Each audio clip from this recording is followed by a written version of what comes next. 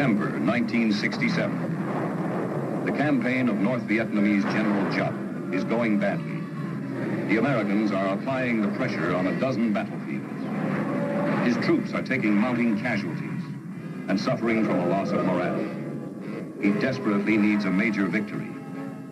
But the target he selects hands him one of the costliest defeats of the war and gives the Allies spectacular confirmation that a ground battle can be won by air power.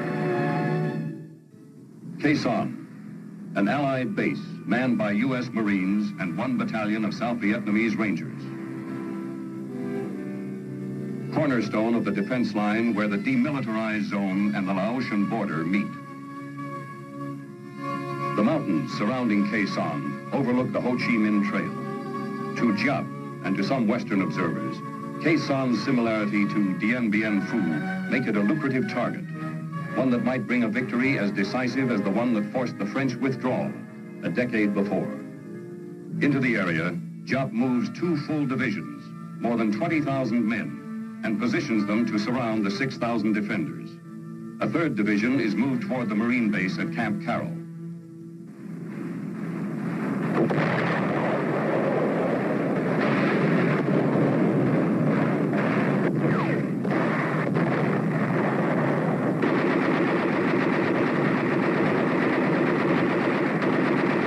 As the battle lines are drawn and the Marines repulse probes against their tightened perimeter, General William Westmoreland gives his Deputy Commander for Air, General William Momeyer, operational control of all air elements in the defense of Khe Sanh. On January 19th, the largest and best coordinated air campaign of the war is launched against the enemy.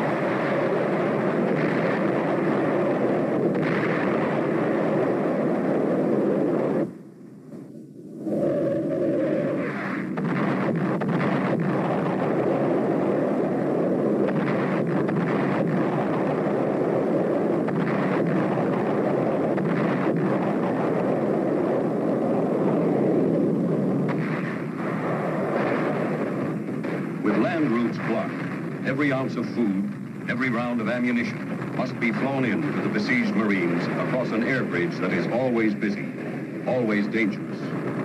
Enemy gunners score a hit on an A-4 flown by Marine Major Bill Loftus. But Loftus is quickly recovered by Marine choppers and returned to Khe Sanh.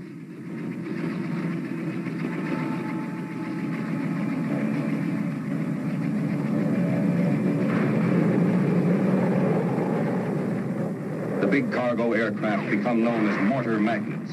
But in spite of the mortars, in spite of enemy anti-aircraft fire, in spite of bad weather, the air bridge is never cut.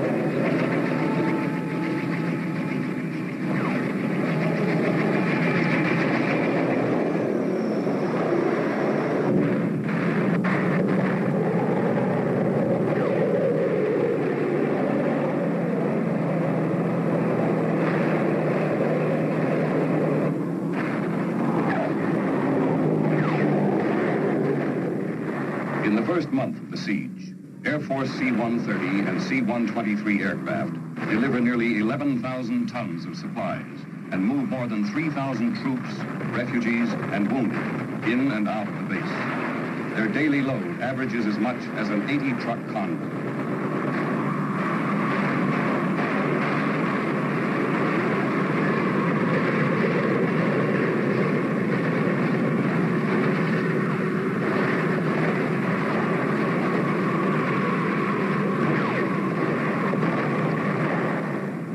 A handful of Air Force aerial port personnel, under constant enemy fire, load and offload as many as 30 aircraft in a day.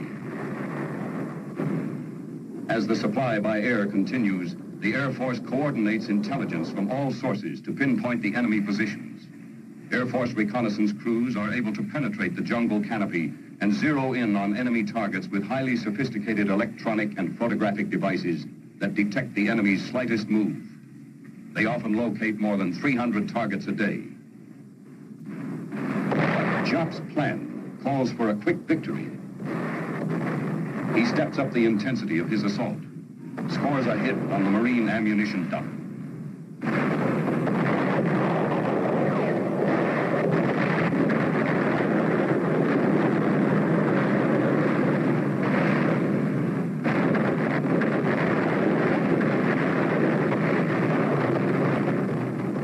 On 23 February, 1,300 rounds slam into Khe Sanh. Casualties among the defenders mount.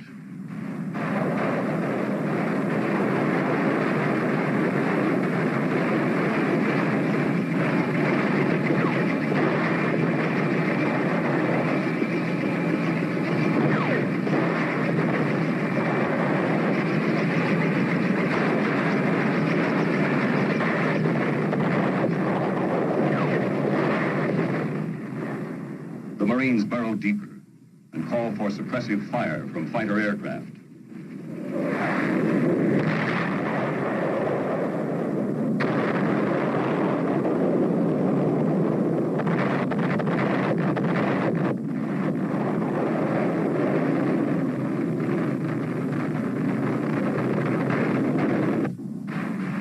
On the airstrip, the airlift planes meet increasing enemy fire.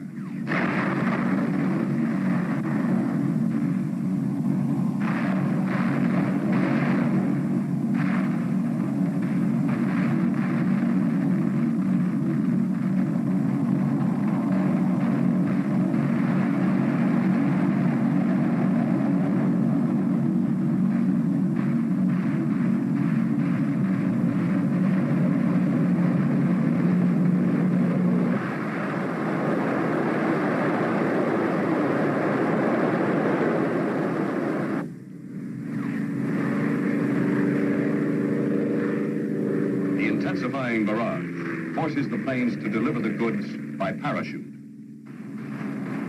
The communists are steadily increasing their attack. The specter of Dien Bien Phu is revived in American headlines. But what the French lacked, the Americans have in overwhelming strength, the decisive element of air power.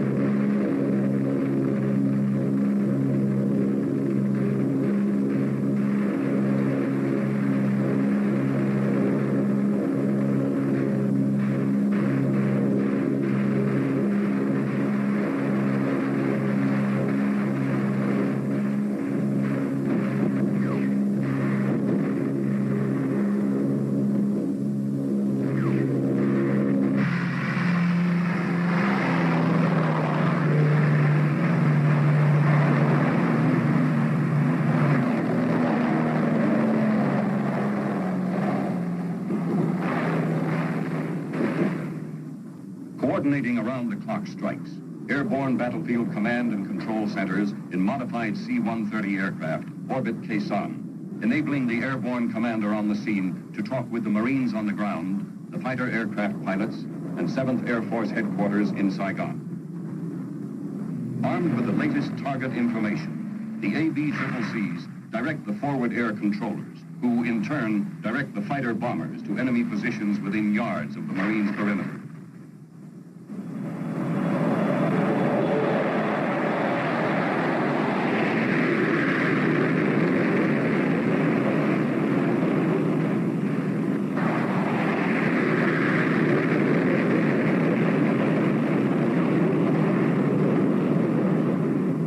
B-52s with their sophisticated radars are able to strike in any weather.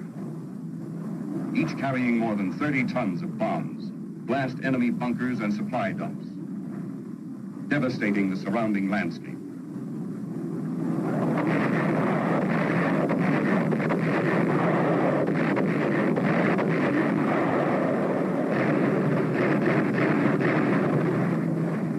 At night, unseen and unheard, until their payloads hit, they strike terror into the hearts of the communist troops.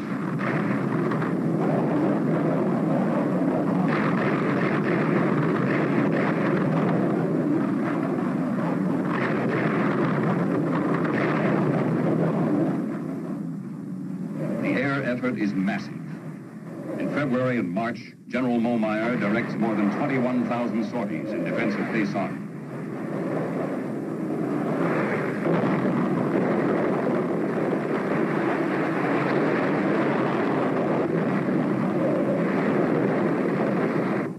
Of these, 2,500 are flown by the B-52s.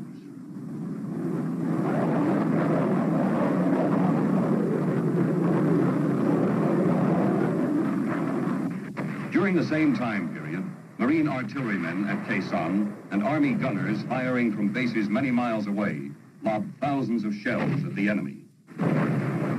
In March, about the time of the 14th anniversary of his victory at Dien Bien Phu, Giap orders the withdrawal of the first of 2 divisions which are then in the process of being destroyed.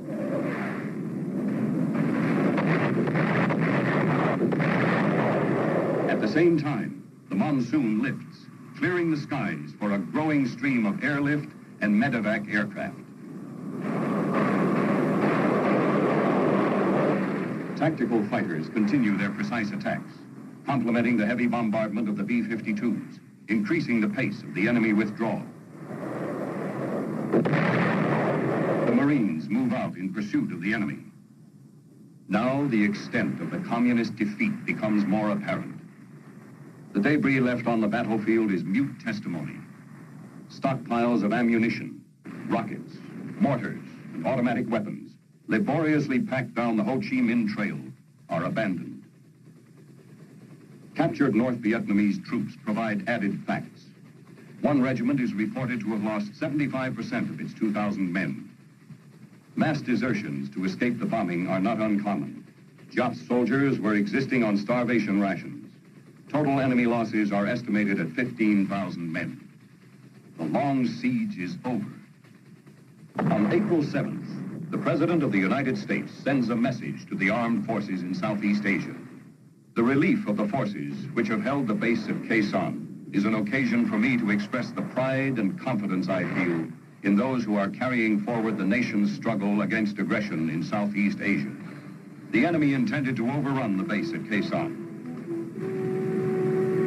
Less than 6,000 United States Marines and South Vietnamese Rangers, backed by our tremendous air capacity, pinned them down, kept them away from the populated areas, and imposed heavy casualties.